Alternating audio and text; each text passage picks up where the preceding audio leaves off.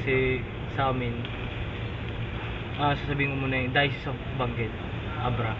Kaya yung apostolate namin sa mountainous areas. Kaya mas kumbaga mas mahirap, mas challenging.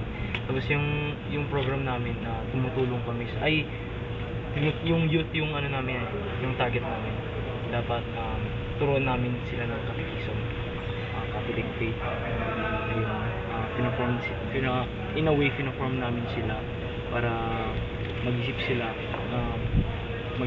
na ano.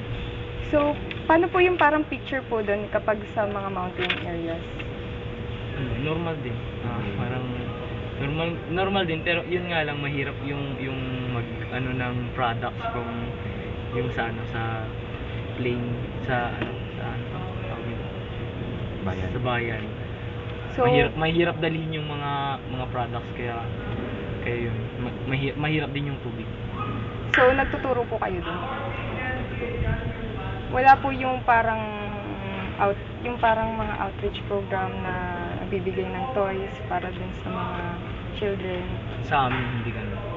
So turo lang. Turo lang. So may natututunan po ba yun?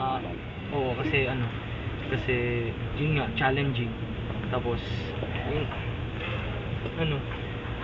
kasi for the priesthood, di ba? Kaya ministry yun parang napo-form kami para maintindihan namin yung buhay sa yung totoong buhay sa labas.